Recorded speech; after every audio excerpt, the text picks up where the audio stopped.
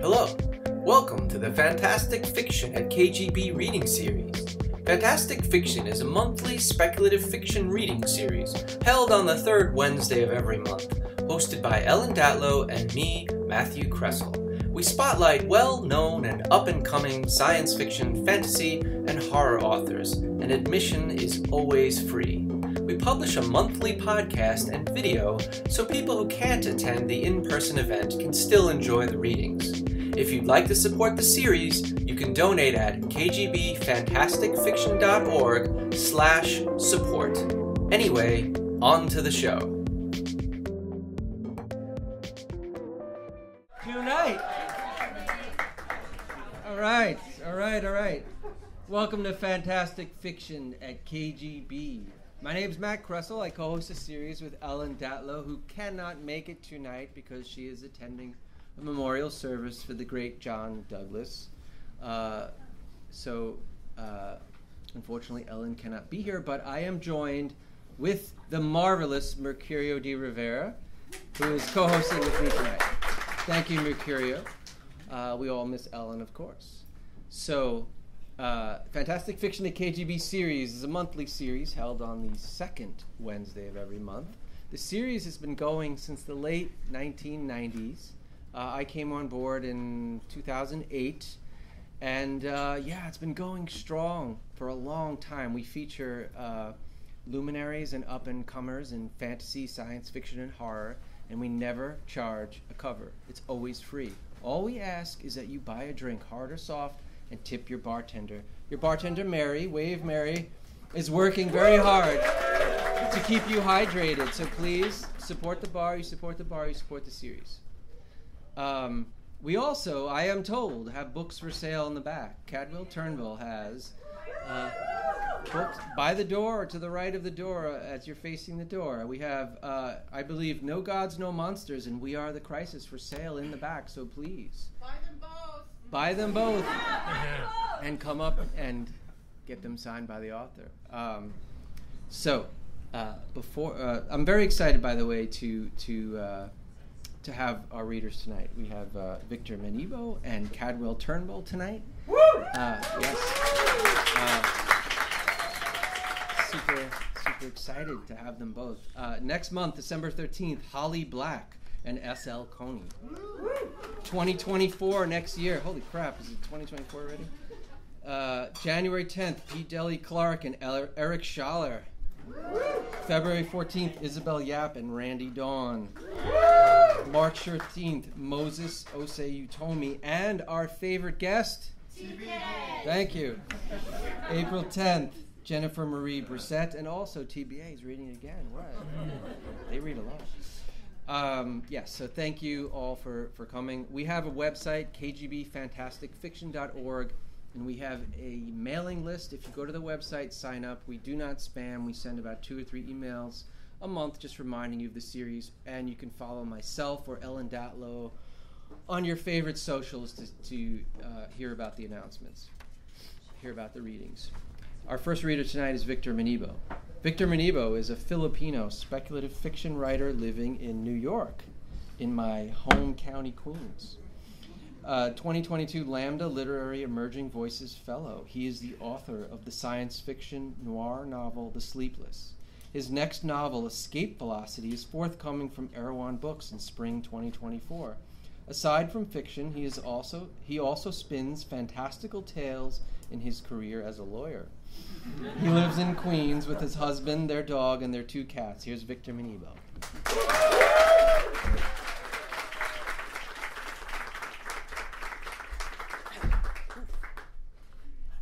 Thank you, everyone.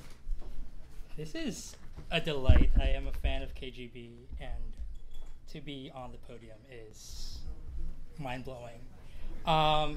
Again, I'm Victor. This is my book, Escape Velocity. It's now available for pre-order. I'm going to be reading from this book tonight. For those who don't know, it's another science fiction thriller. It's set on a luxury space hotel during which there is a reunion of an elite boarding school. So it's been pitched as White Lotus or like Knives Out in space. I'm going to be reading the opening chapter and another chapter after that, well, chapter 4.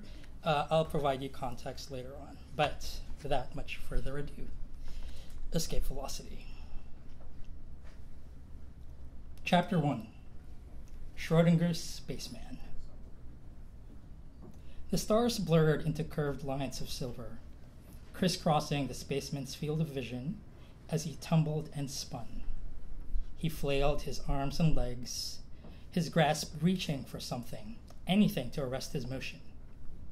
Which way is up? Henry Gallagher asked himself. There was no up in space, but when one is in a free fall, rationality takes a dive as well. He awoke in that state, shaken by a floating piece of debris, a rock, or more possibly a torn-off hunk of satellite. The loud thud to the back of his helmet roused him from unconsciousness, just as much as the spinning that immediately followed. Soon enough, his motion had slowed to what felt like stillness, his body having found its own orbit. "Comms," he called out weakly. The inner screen of his helmet came to life with icons and graphs. "Communication system out of range." "Find Altair," he then stated. Even as his screen zoomed in on the station, he could barely see it. Space habitat Altair floated far beyond him, at the edge of the Earth's horizon, where much of Asia slowly disappeared from view. The screen flashed a directional arrow and a number too big for him to comprehend.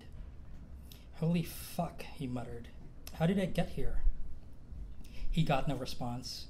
Apparently, the smart suits weren't as smart as they had been advertised. All it told him was that it was Saturday, October 10th, 2089, 5:53 p.m. station time. He pulled up his vitals, which showed his oxygen saturation, his pulse and breathing rate, his blood pressure. All stable, all things considered. Most importantly, his tank had enough O2 for another 3 hours and change. He knew that the Altair orbited the globe around 18 hours in the span of a day, and assured himself it didn't matter that he got ejected, with no comms and no means to maneuver. The station would circle back around to where he was, well before he ran out of air. He checked that his signal beacon was still transmitting, then pulled up his coordinates to see when this flyby would occur. The display told him that he was 1,400 kilometers above sea level, on an orbit well below the Altair. The station could circuit back right above his head, and he would still be too far to establish comm range. Blind panic began to set in, but all was not lost. Henry reached for the control arms of his jetpack. All he needed to do was propel himself towards the Altair's orbit, close enough for its scanners to pick up his beacon. Cheered by the prospect of rescue, he held on and pressed the buttons on the controls, only to be deflated by the display on the screen. Propellant 0%. "Fuck!" Henry screamed. As he did, a crick in his jaw radiated pain. Instinctively, he raised a hand to feel his head. He'd been knocked around, and not by the slight piece of space junk that shook him awake. He sustained some sort of blunt force injury, and if he weren't marooned in space, he might be more afraid. As it was, the only emotion he could muster was confusion. He checked his reflection in the glass and saw a reddish bruise on his left jaw. He saw, too, that instead of a standard base layer for an EVA suit, he wore a spread-collar, button-down shirt and a black bow tie. Even his spacesuit was wrong. He was wearing a silver-gray EVA suit with the Altair logo, one of the station's loaners. Why would he have this on? He had a custom designer suit, bright red, with racing stripes running down the sides. He attributed the memory loss to a head injury, but at least he remembered his civilian training, and all the math that it required. Having a computer helped too. Judging by his straight-line distance from the Altair and his distance from the station's orbit above him, Henry estimated that he'd been off the station for about an hour. The orbital speed was constant, and so was his, so he may have gotten knocked around by debris, but the impact wasn't too fast or too forceful to have changed his position by much. Looking back now, Henry thanked that piece of junk for having just the right size and velocity to wake him up without throwing him further off course. His angle was the bigger conundrum. To end up in an orbit well below the Altair, he must have left the station with a divergent trajectory. To be that far away would have required sustained thrust, and someone intending to steer him away from the Altair's orbit. That explained the empty jetpack. He was shunted off the station. He had to have been. He drew some satisfaction in answering at least one in the host of questions crowding his mind. He'd get his answer soon enough, but for now, he needed to focus on one: how to get back to the Altair. The stations had light shuttles for this exact scenario. Regardless of how the brochures touted the safety of space tourism, there'd always be a risk that the guests or the crew might go overboard. Altair security would have been alerted the minute his EVA suit left the station's range, which would have been relaying his last known location until it lost contact. Once someone realized he was missing, a shuttle would have no trouble locating him. Untethered, with no propellant and no means of communication, his best bet was to wait. Yet Henry also knew that the Altair wasn't his only bet. He asked his suit to run a scan for nearby bodies, a probe or a satellite, maybe another luxury orbital. If he came close enough, he might be able to send a distress call, and if the vessel were crewed, it could send rescue. His own field of vision gave him nothing, and the screen indicated a couple of weather probes below him, both farther than the Altair, and a satellite overhead. That last one had enough modules to be crewed. Henry asked the suit to identify the craft, but it had no information, aside from its orbit, location, and speed. No information meant defense satellites. In any case, it was too far above him. He patiently waited as his screen scanned for other crafts. Space is crowded, he told himself, this small part of it at least. More crafts would come as soon as he transited around the planets. It was only a matter of time. In the lull of waiting for a flyby, his mind reassembled the moments that led to his stranding. Not with too much effort, and not consciously, mostly as whispers of sense memories that slowly crusted above the louder thoughts in his head. Calculations of elevation and distance, comm range, projections and readouts from his helmet. Underneath the data and the noise, the murmurings of his recent experiences made their presence known. Like the spacewalk he'd taken that morning, the view of the sunrise, the feel of his husband's gloved hand in his. They returned to him in flashes. The black bow tie too, the one he still wore now, and the feel of Nick's hand as he adjusted it, making it straighter. Henry had never been able to tie one right the first time, and Nick always knew how to check. He made sure the butterfly ends were level enough, and yet askew enough, to evince an air of sprezzatura. He made sure it was tight. Henry felt that constriction now. The sense memory suffocated him, even as he stared at the loosened tie reflected on the glass. The world beneath him turned, and Henry found himself straddling the line that bisected the Earth between day and night. Half the planet basked in the glow of the sun, and the other slumbered in shadow. The line was narrower than he remembered from prior spacewalks, starker, with lighter gradation on either side. One moment an island was there, and the next it wasn't, swallowed by the dark. As he hovered over that twilight meridian, Henry felt himself bisected too, Schrodinger's spaceman, in the same moment both alive and dead. His path soon passed over where the sunlight never reached, over an ocean that had been sapphire blue, but now was black as jet. Plunged into darkness, Henry was overwhelmed by more sense memories. He smelled the hickory of their suite's fireplace. He felt the thrill of a hand under the warm waters of the moon pools, the rumble of the shuttle engine, as they rocketed off the launch pad. He tasted champagne on his tongue, as when he toasted the Altair's captain over dinner. Then, above all these sensations, a melody. Cymbals and trumpets and strings. Henry heard the sound so crisply, he thought he was hallucinating. His consciousness chased after it, clutching at it, and once caught, Henry found it to be more than just disordered cacophony in his jumbled mind. It was the opening notes to an overture. The sound began to swell into a song. He remembered now. Summertime. The theater box.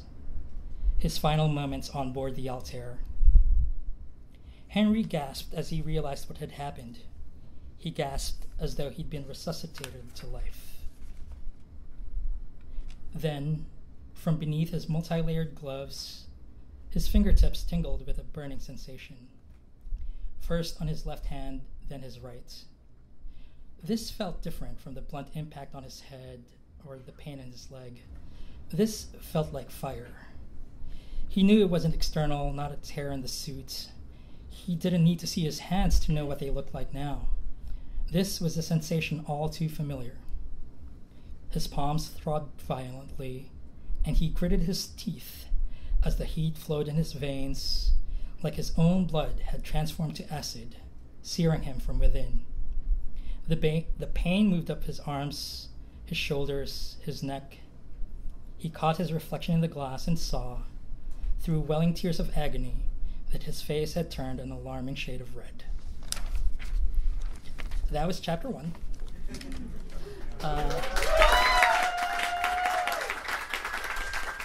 And there's more. We are going to jump ahead a couple of chapters.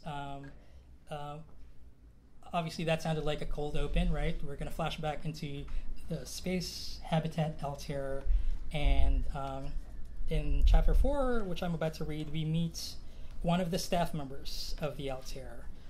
For context, this character is Filipino and has been assigned to be a liaison for one of the guests, who is also Filipino, who is an ambassador.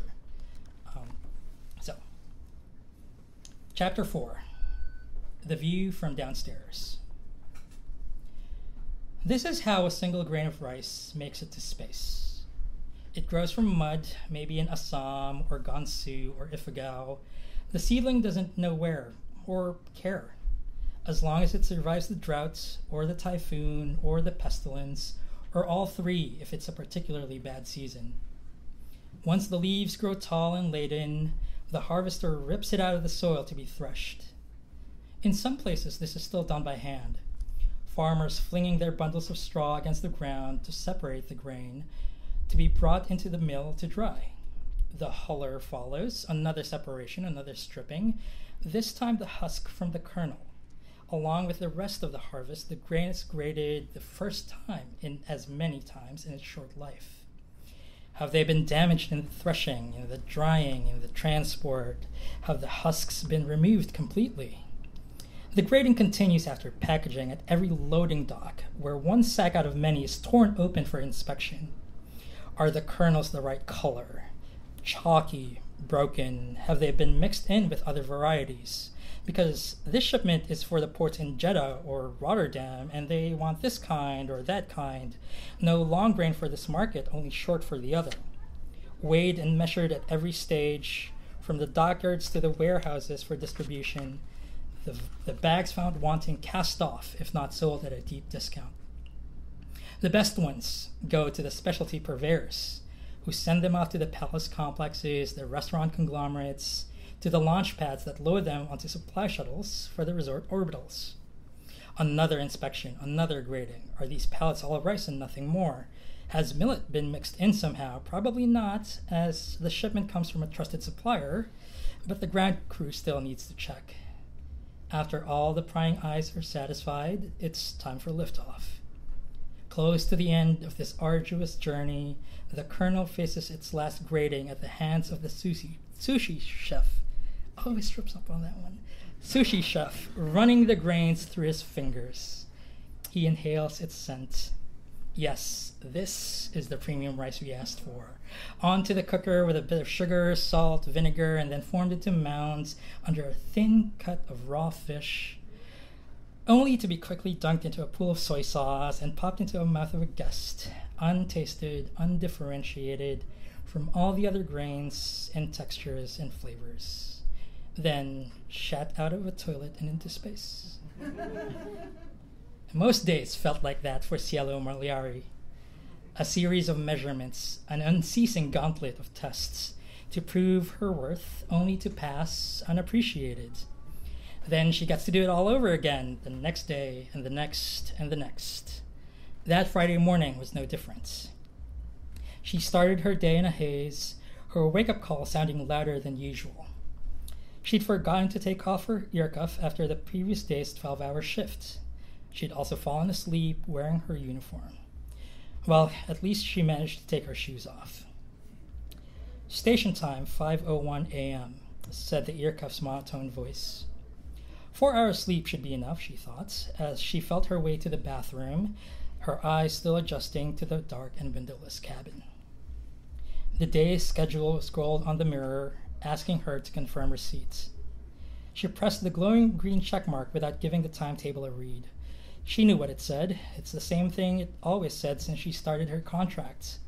Staff scrum, desk duties, concierge services, guest activities, special events, 2 15-minute breaks, a half-hour lunch. She knew the drill, and what she didn't know she could catch up on. After 4 years on the station, days and nights and shifts have completely melded into one another, an endless cycle of Groundhog Days. Yet, she had much to be grateful for. Her quick promotion to head of guest relations afforded her some comforts. For one, she no longer had to sleep in a bunk bed, sharing a cabin with 3 other staffers, though her bathroom was still cramped and she still had to shower on top of the toilet. She too got direct interaction with the guests and spent more time on the executive floors, instead of the hub of the Altair where the gravity never quite agreed with her. The bump in pay was nice too. 5% is still 5%. As she took the lift from the downstairs hub to the hotel level, she thought of those comforts, plastering on a smile that she would have to wear for the next 12-hour shift. She'd been looking forward to the Rochford reunion since it was booked. It was her first exclusive event since the promotion, and a full buyout of the Altair meant that she had fewer guests than usual to attend to. They expected 242 all told, which included the Rochford alumni and their plus ones. Each alum also had an allotment for personal staff, staying in the staff bedrooms on the upper Taurus. For some, this meant their executive assistant or their nurse. For a couple of guests, the slot went to a blood boy, from whom was harvested rejuvenating transfusions of young blood. For others, this meant the third in a romantic triad. But for most, this was for the guest's security detail, as though the Altair didn't have enough of those. Still, that number was only half of the Altair's guest capacity. And the best part about it? No children. An all-adult weekend came with obvious hazards, and these exclusive events tended to spiral out of control. But grown-ups Cielo knew how to handle, even if they were this particular kind of adult. The rare gift of being overstaffed allowed Cielo to assign each guest their own dedicated Altair crew person.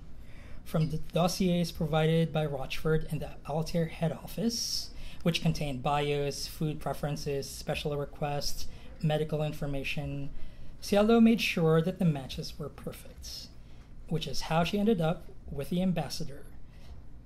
After the ambassador cut his private tour short, Cielo returned to the welcome lobby. Most of the arriving guests and their staff liaisons had begun their own tours. She approached one of the crewmen still waiting for his guests. "They haven't come up yet?" she asked the younger man. "Yes, they have, ma'am," he replied, then pointed out the Gallagher couple as they paraded amidst the crowd. "But they're busy right now. I'll wrangle them soon." "I told you to stop it with the ma'am." "Sorry, force of habit." Ordinarily, tech engineer machinist second-class Pio Asuncion would be in the bowels of the engine rooms, maintaining the solar inverters or the radiation shielding. This weekend, the young man was essentially a valet, a gopher. He still kept his rank, of course. VIPs liked it when their help wore stripes. It made them feel more special. He turned to Cielo excitedly. I saw one of them's Filipino. Yeah, an ambassador. I'm handling him myself. He's one of the Lazaros, major donors to the president, and his grandfather was a senator before he got dementia. Wow, political dynasty, how very Pinoy, he joked. Well, they've been in America for decades, but some things never change. It doesn't matter where you build your power or how. You gotta keep it in the family somehow. Well, what do you think of him? We've all seen their bios, she answered. You know what I think. Yes, but now you've talked to him. Shella pursed her lips as though she tasted something pungent. This one is uneasy with himself. He treats the staff the way he thinks we like to be treated. Too ingratiating. The entire time we walked around the lobby, he kept looking around the crowd like he was ready to jump out of his skin, like he needed to be rescued. He's one of those. Yeah, he exudes that fake warmth of being our kababayan, she continued. You know the type. He's trying to relate to us like he's one of us, but you can clearly see the fear that he'll be thought that we're the same. Well, he kind of is. Cielo knew what he meant, but in truth, she and the ambassador were worlds apart. She did the math herself when she saw Tom Lazaro's dossier and his merit score.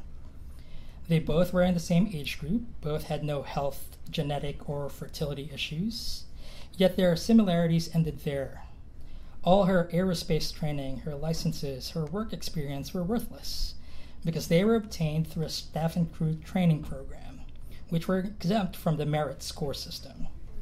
It didn't matter that she had everything that Mars could need in a new settler. She's the help, and the system was never meant to help the help. No, Pio, she said. You and I are the same. He's one of them, she said firmly. Whatever empathy or goodwill the young machinist might feel toward this guest needed to be choked in the cradle. And to them, you and I and everyone else in uniform are the same. And that's how you should see him too. It doesn't matter how he looks or talks or acts. There are sides, and Tom Lazaro doesn't get to straddle both. The young man nodded, his pensive eyes cast towards the guests filling the welcome lobby, mouths agape at the marvels in the atrium. Once the crowd had thinned, he took the chance to check in. So, did she make it? He whispered. Yes, with some of the relief crew and the actors for the show. But the full shipment didn't make it. What? How much then? 1 crate, but we'll make it work. How? He asked, his panic palpable. Cielo shared the same fearful doubt that showed on the young man's face, but she couldn't afford to let her show. The success of their scheme relied on mutual trust, but it relied on composure too. Fear breeds mistakes, and she'd promised herself that Pio would make it through this unharmed. She'd uphold that promise, even if it required the occasional lie. I'll think of something, she told him. We'll have a new plan before the night is over. For now, you just take care of your part. Before he could respond, she gave Pio an assured nudge towards the Gallaghers, who had by then found themselves in a quiet, unguarded moment. Make sure everyone thoroughly enjoys themselves, you hear? I'll do my best, he said.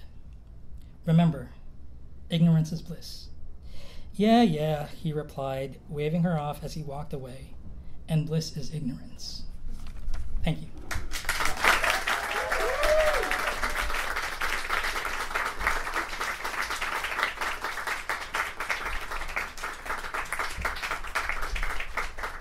Thank you, Victor. We're going to take about a 10 or 15 minute break. Please buy books in the back, buy drinks, and then we'll be back in about 15 minutes with Cadwell Turnbull, so stick around.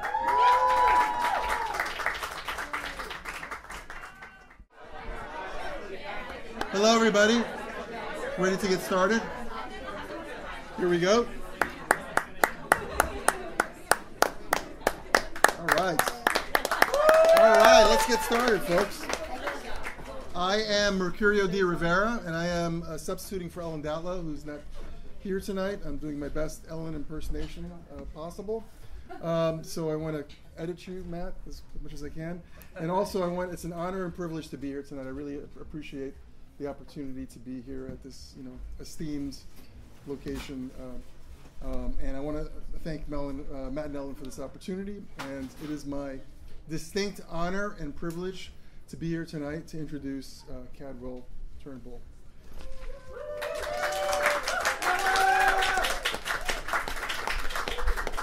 Cadwell Turnbull is the award-winning author of The Lesson and No Gods, No Monsters. His short fiction has appeared in The Verge, Lightspeed, Nightmare, Asimov Science Fiction, and several anthologies, including the Best American Science Fiction and Fantasy 2018, and the Year's Best Science Fiction and Fantasy 2019. His latest novel, We Are the Crisis, is available now from Blackstone Publishing. And his books are for sale in the back. Please, folks, go back there, buy some books, have them signed by the author, please.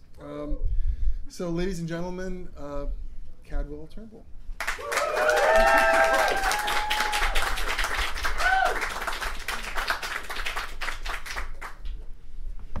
Hey, everybody.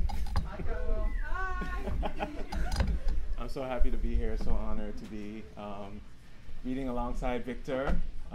We've met at a few conventions and huge fan.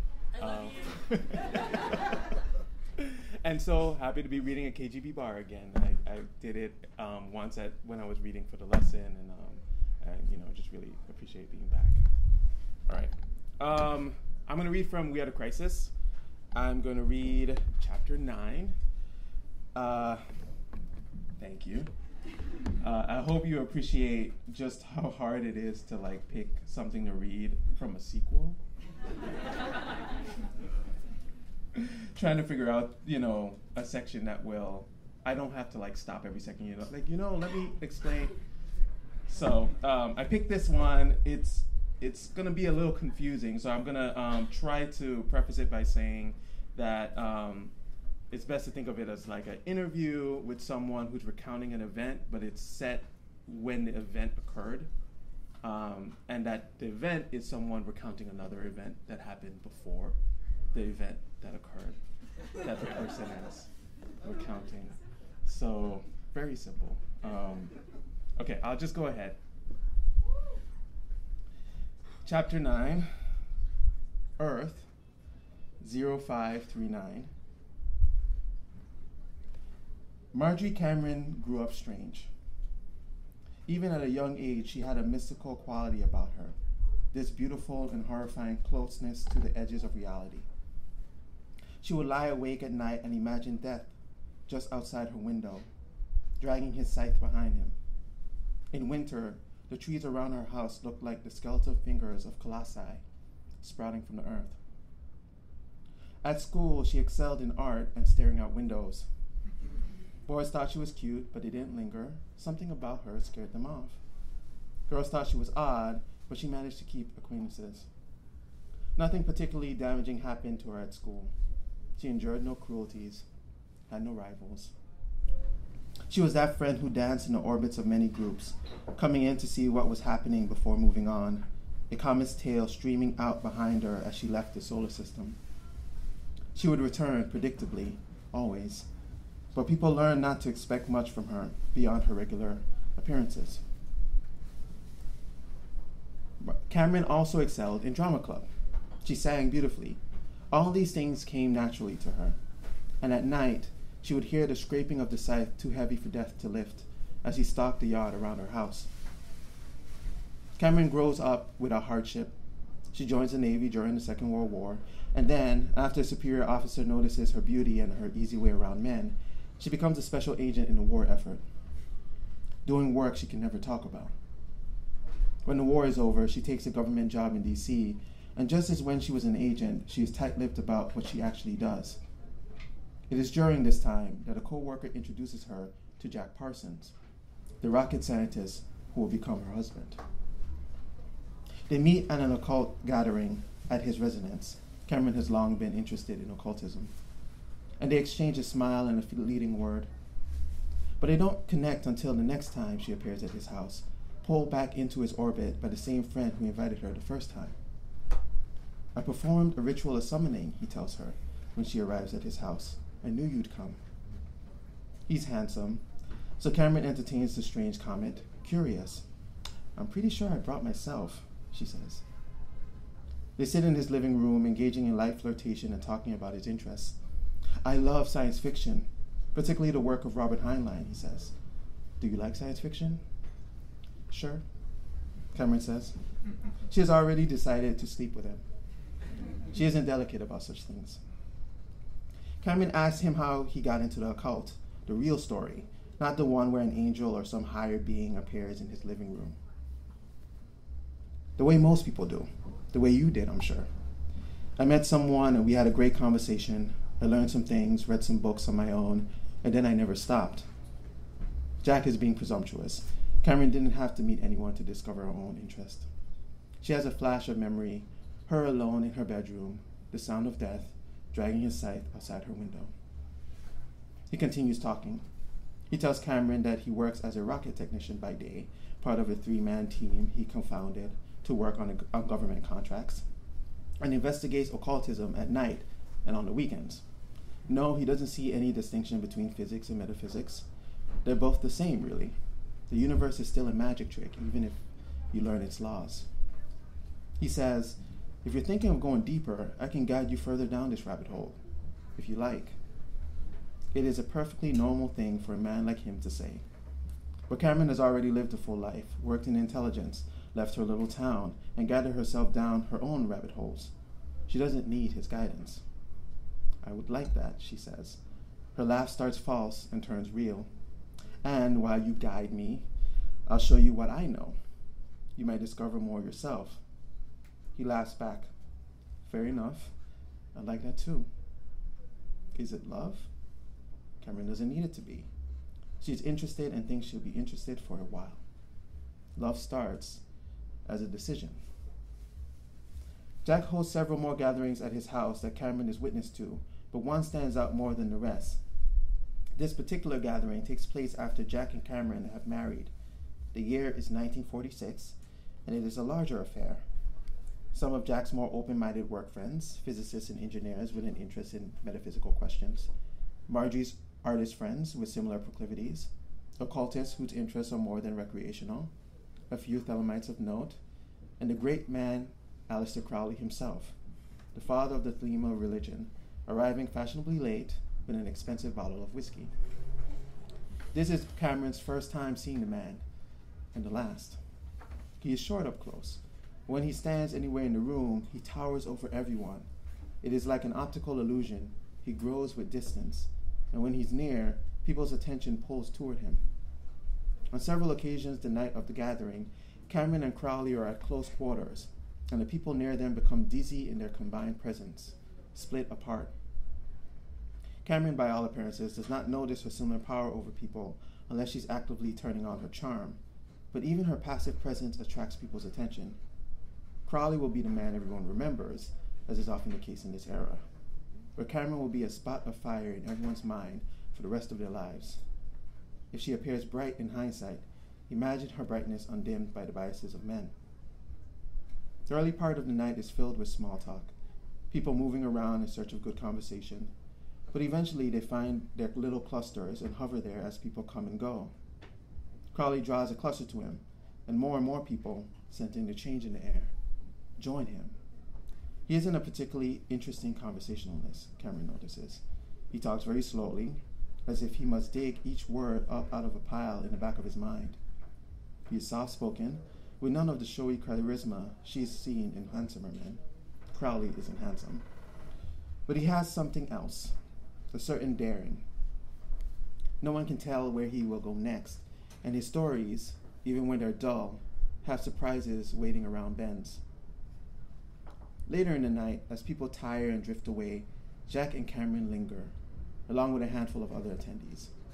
Everyone is tired. They've been listening for an hour to Crowley's recounting of a conversation with Churchill. But then he shifts in his chair and reminisces about his brief time in the Hermetic Order of the Golden Dawn. I got into too many arguments, Crowley says. I wasn't stuffy enough, I figure.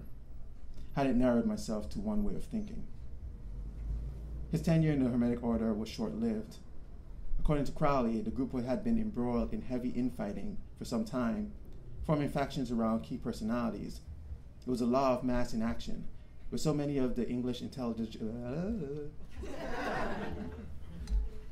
with so much of the English intelligentsia in such a small space, fractures inevitably began to form. Crowley was certainly at the center of some of the drama. He had an infamous rivalry with Yeats that led to its own chasms. William and his cult of the mind, and Alistair and his cult of the dark arts. Crowley viewed Yeats as a talentless hack, and Yeats, determined to counter this critique with a more scathing one, called Crowley a liar and a fraud of the greatest magnitude. As she listens, Cameron is struck by the high drama of it. All these great people in the same place, and decades later, in a hospital on the eve of her death, she will smile as she recounts this gathering and this particular point in the night as Crowley is sharing gossip from his time in the infamous secret society. I'm going to try Cameron's voice now. When looking at this history from a distance, it is easy to forget just how many famous and infamous people cross over within their lives, Cameron tells me on the night before she dies.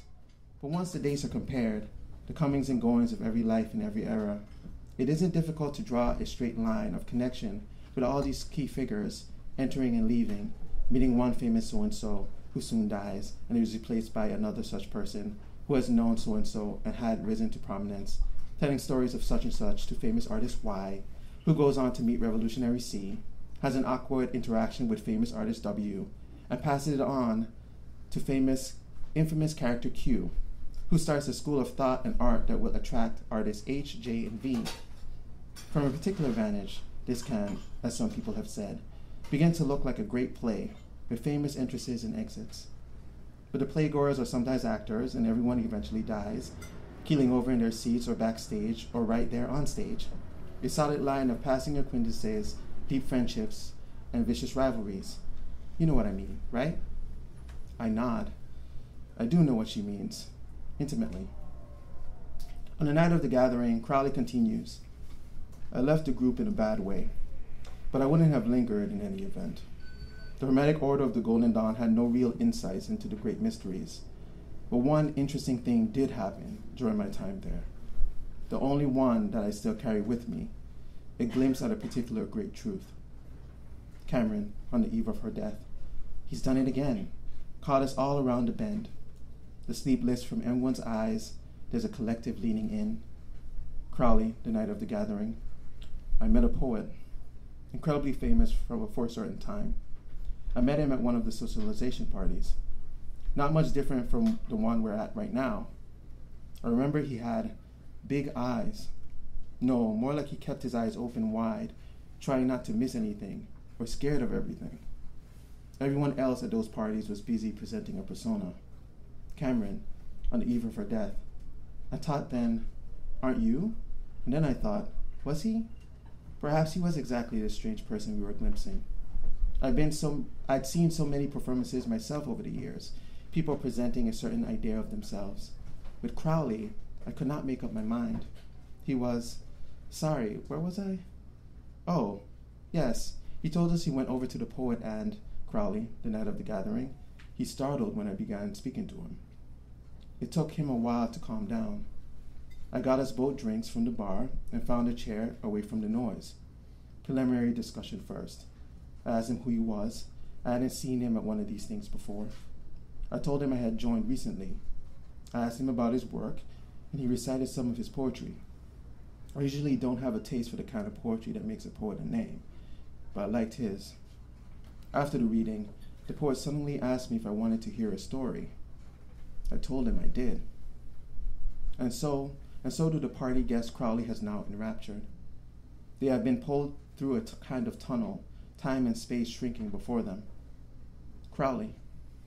He said to me that when he was a younger man, He'd taken a lover, an older man, pale but still in good health. And one night, after they'd made love, the poet's head on the older man's chest, the man told the poet a story.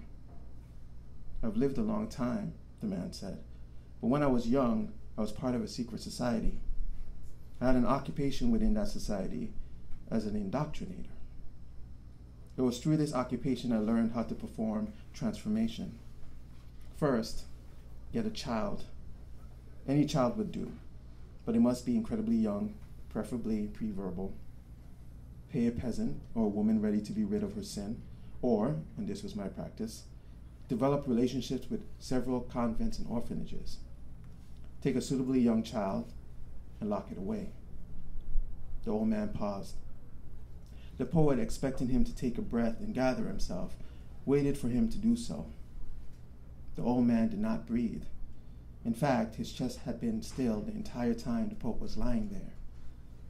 This should have been a great concern, but the poet was hungry for more information. He said, "Okay, lock the child away. What else? Why do this?" The old man smiled without parting his lips. He said, "What I will tell you is a curse." And on that night, long before Cameron's death, long before the party with Crowley, and further back still, on the night the poet lies in his lover's arms, there's a moment when the poet considers stepping back from whatever his lover is going to tell him. And he will remember for many years those final seconds on that precipice between who he is and who he will never be again. But the poet is young, far away from the terrified older version of himself, famous and damned, telling his story to Crowley. So on that night, in his lover's arms, the poet says, "Tell me." And the old man tells him everything. Cameron, on the eve of her death, going pale from the memory, and Crowley tells us everything. Everything the old man says, recounted to Crowley by the poet, and recounted to us through Crowley. The whole terrible truth, like an evil game of telephone. We are told that the entire time the poet was talking to Crowley, he was terrified, looking everywhere, searching for eavesdroppers, for onlookers, for ghosts. We are all transfixed by this recounting. Every eye on this man in failing health, we can tell just by looking. But Crowley's spirit is very alive, and it is the spirit we cling to. And through Crowley, we see the poet's fear, but also the spell the poet was under, the spell we're all now under, glimpsing this deep secret. Only the secret is grotesque in every way. Something shifts in the room with us. The rest of the house is dark except for the light in the foyer to guide the way out. And despite the light in the room, I can feel the darkness waiting just outside the light, and it feels deeper, like a shroud. I find myself praying the lights don't go out. I pray that the darkness does not consume me. Crowley, the night of the gathering. "Do that," Crowley says, ending the story, and it is unclear whether these are Crowley's words or the poet's. "Do that, and you can make a monster." Did he try it? A man in the back asks. Within months, this man will become close friends with Jack and Cameron, and they'll give him the nickname Ace. Crowley says, "Of course he did." "And have you?" Ace asks. Crowley does not answer. Thank you.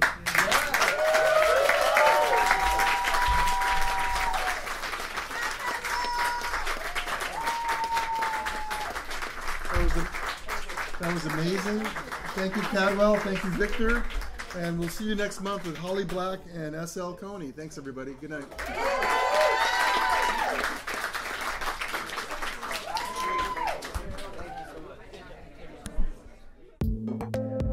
You have been listening to the Fantastic Fiction at KGB Reading Series. Check out our website at kgbfantasticfiction.org and click on support if you'd like to help keep the series going. Anyway, that's our show. Thanks for listening and see you next month.